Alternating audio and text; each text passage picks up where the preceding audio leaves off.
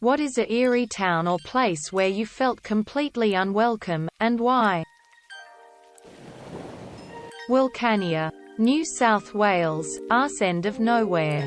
If you're ever on that road, stop overnight in Broken Hill instead. Much safer. Hayden, Arizona, a small mining town that is slowly transforming into a ghost town. People still live there, but all the stores are either abandoned or burned down. Random houses throughout the town have been burned down. There's even a house burned down across the street from the fire station. There are curfew sirens in the town as well. Like a real-life Silent Hill. Troyes, France. We were in the old medieval area, which was incredible, but it was eerie because there were literally no other people there. And bizarre because there were sound systems pumping Britney Spears music into the streets. I felt like Shrek and Donkey walking into Duloc. Covington, Virginia. I used to drive a lot for work a few years ago. And about twice a week I would find myself in Covington. The first thing you notice is the smell. It was like drinking hot dog water.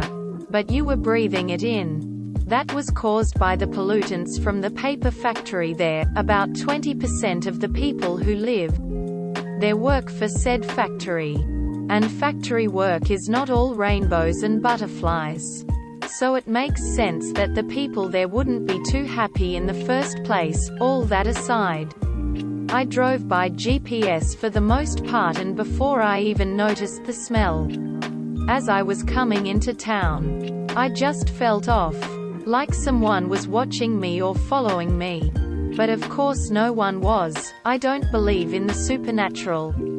But that place freaked me out so much.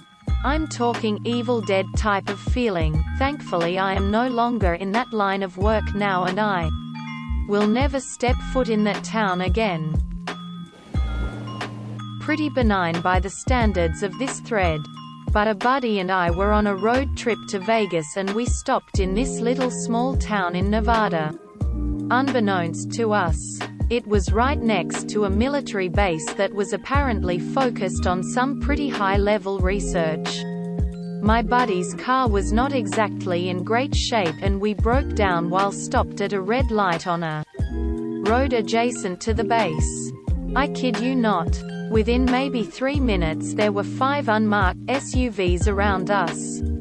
The guys that got out were very friendly but very businesslike. They quickly got our car moving again, wished us well, and told us quite firmly not to stop on that road again.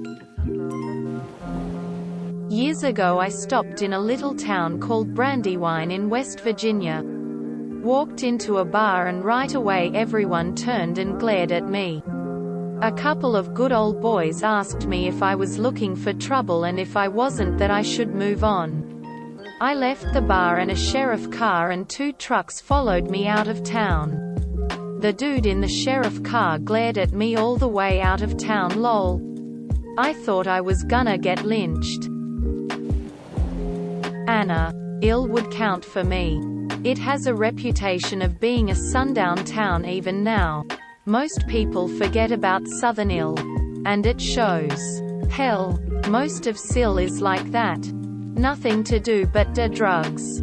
Fuck and go hiking. Not necessarily in that order. The colleges are dying. And with them places like Carbondale. The closest thing to civilization outside of the St. Louis burbs. There's no jobs worth much. So anyone who wants to go somewhere in life would move elsewhere quick. Forsyth. Gar. Few buddies and I took a road trip down to Florida shortly after we all graduated. Years ago. Had a tire issue. Stopped there to grab a new one. The guy at the tire place recommended we try the subway while we waited. Everyone kept insisting we try the subway. Even the people at the place we went to eat. The people at the little grocery store thing when we were grabbing road snacks. It was creepy as hell. Centralia, PA is eerie as hell because you expect to find people walking around the town streets, yet the town is completely abandoned due to the fire that's been burning under the town for 70-ish years. I haven't been to the area since 2006, by the way. Nitro, West Virginia. I pulled into a gas station to fill up my leaky tire. There were people hanging out at the gas station at 3 in the morning, giving the tweaker stare. One asked to borrow my phone despite there being a working pay phone. I jumped in the car with a half-flat tire, went 10 miles down the road, and found a much less sketchy truck stop to fill the tire back up. Paisley, Ontario, Canada. I was heading out there with friends for a camping-style music festival. And this is before any of our group had GPS, Google Maps on our cell phones. We ended up getting lost on some of the country roads as everything looked the same. Just fields and dirt roads. And the names, #s of the roads weren't well marked. We finally decided to stop at a farm to ask for directions. It was a very old-looking place. And as soon as we pulled into the drive, a whackload of Amish-style dressed men, women, and children came out and surrounded the car. Legit. One guy even had a scythe. I rolled my window down and politely said we were lost and asked how to get to such and such address. One of the men got down low and leaned right into my window and goes, "There's no place like that around here. How about y'all stay here with us?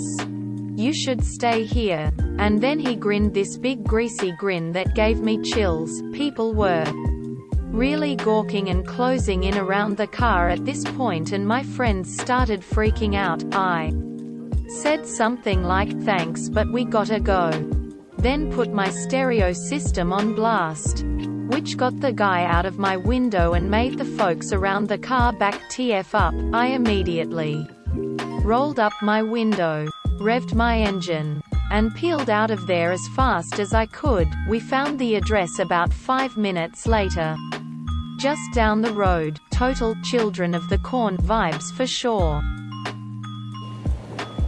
I was moving cross-country and driving my own truck. I stopped at a Walmart in the middle of nowhere in Arkansas to resupply on a couple of things. And by the way the locals acted, you'd think Satan himself had just walked through the door. Everyone stared. At least 3 people followed me around. I was dressed in black and do have a thick beard and visible tattoos, which adds up to looking like trouble in some people's books. But I didn't do anything wrong and wasn't wearing something with anything objectionable or offensive on it. It was totally uncalled for. Just say hello. I'm really nice. I promise. Big teddy bear. That's my whole thing. Sand Mountain, GAR is one of the least welcoming places I've ever been. The people who live there don't like outsiders, but they especially don't like some outsiders. Once and never again. Edit. Census data tells the story as well as I could. Pelzer. SC to say it's off is an understatement. It got national infamy decades ago for being home to a pedophile Taoist cult that was stopped by the FBI. Their symbols still tag the rotting buildings, and despite having residents, nearly all businesses are essentially empty. People drive far to avoid being there, and something is just unnatural about the aura. No one from Pelzer is from Pelzer. They are from Anderson. I'm surprised no one has said Pulaski TN. I was visiting a friend who goes to college there, and while I was hanging out with them and some of their friends, they'd all tell me not to go out after night for any reason. They were all really hesitant to explain why after a while, though they tell me it's because the KKK still patrol the streets in that town. It turns out that's where the KKK was founded and they still have a strong presence around town. Cedartown, Georgia. I only lived there for 7 my maths and absolutely hated it.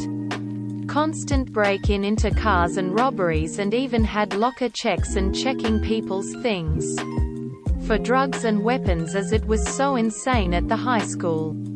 It absolutely terrified me, as I was always terrified to go to bed or to school cause of how anxious and terrified I was of the place. Definitely don't suggest going there, as I have hundreds of stories on that town. Most of rural Pennsylvania. I am not sure what it is about this state, but once you veer off the main road things get weird fast. I've driven across rural New York, Maryland, and Ohio, and they are all normal. Pennsylvania is another story. I think what does it to me is that rural PA is more likely to have a gloomy overcast sky. Also, the rural places are developed, but they give off this vibe like you are visiting somewhere no one else has visited for decades.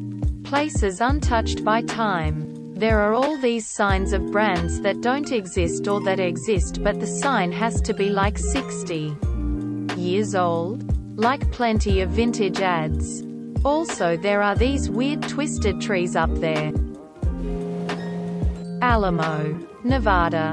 During the time I lived there, every person in town was a Mormon. Not saying that all Mormons are bad, but this particular group was to the cult level. Church 3 times a week. A camp for girls to learn how to be good wives and submissive to their husbands. Parts of Southwest Virginia can be very unpleasant to visit as a minority. Seligman. End of Route 66. Got stuck there for 3 months attempting an adventurous route of starting over. 1 small grocery store. A bar. A diner with a waitress wielding a 2-foot-tall beehive, chewing gum, named Flo, and a hotel. The bar was like something out of the Old West. Same drunks every night, and a couple of twins that were notorious for shady deeds. Fallon, Nevada. Huge, you ain't from around these parts, a ya boy vibes. Small military town with the standard 1 diner and 1 DQ. I don't remember what town we were in, but it was in Wyoming. We were staying at a campsite that had a nice little stream next to it. Secluded, and a ways away from the town. We had just finished setting up camp and finished lunch when a rusty, beat-up truck rolled through flying a massive Confederate flag. Dude did 2 loops of the road in the campground, then just went on with his day. My wife and I packed up and left pretty quick after that. While traveling through West Texas about 40 years ago with my parents, we stopped at a roadside diner. Not really in a town. Just a little place off to the side of I-40. There were no other cars in the parking lot, but we went in anyway. Mostly to use the restroom. My dad was hungry, so we stayed to eat. Sat down in a booth across the aisle from this skeevy-looking redneck. He stands up and walks to our table, bends down and looks 15-year-old me directly in the face and says, "Bet you never expected to be no place like this." Walked out the door. We did not stay to eat. Just got back in the station wagon and got the hell out of Dodge. Not a town, but a place. The Saddle. Atop between 2 peaks. At Mount Barney, it took a day to climb. We weren't that fit. And the landscape is all eucalyptus bush. The path is clear but fades eventually as you get higher, before kinda turning into a path of least resistance near the top. As you reach the saddle, open eucalyptus gives way to moist land closer to rainforest. It's a stark difference. Not only in the trees around you, but in the air as well. The bush usually smells dry and warm. Whereas the rainforest is always damp and